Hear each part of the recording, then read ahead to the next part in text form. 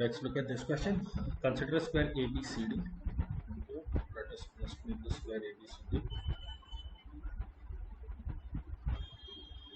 A, B, C, and D with midpoints E, F, G, H. So this is E,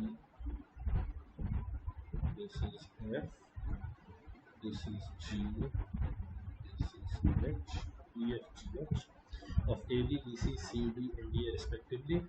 Let L denote the line passing through F and H. So the line passing through L and H, okay. F and H. Consider the points P and Q on L inside ABCD such that angles APD,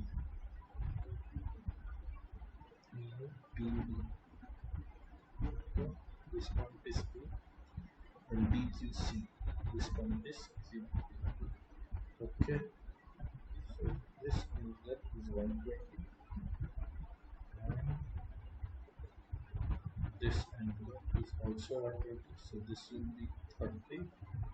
This will be 30. Similarly, this will be 30. This will be 30. Okay. What is the ratio of area of A, B, Q, C, D, E to the remaining area of ABCD? Okay. So, if I have to work with this, then opposite 60. So, if opposite 30, I take this as A, I take this as A. This will be root 3A. This will be root 3A. Similarly, this is root 3A. This will be root 3A. Okay, so the side of the square is 2 root 3A. Okay, this is A, this is A.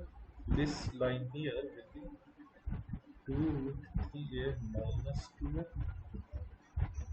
This height here will be root 3A. So let me find out the area of this trapezium ABQD.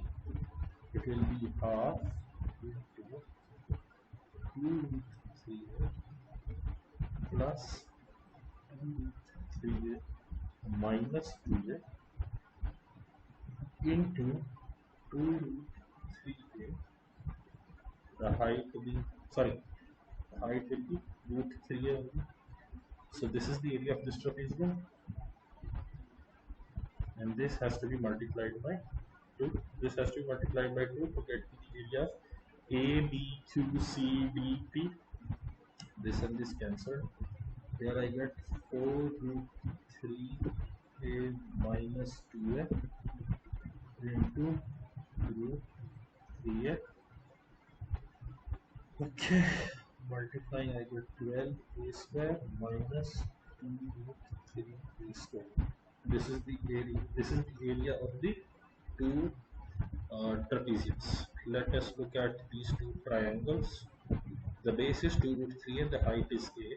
So area would be half into A into 2 root 3A, and this will be multiplied by 2. This and this cancelled. I get 2 root 3A square. So finally, when I'm looking at the ratio, I have 12 minus 2 root 3 by 2 root 3. Okay.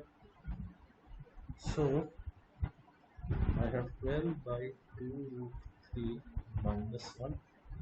This and this cancels to give me 6.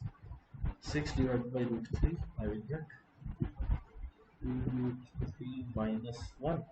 And therefore, answer to this question will be option D, 2 root 3 minus 1.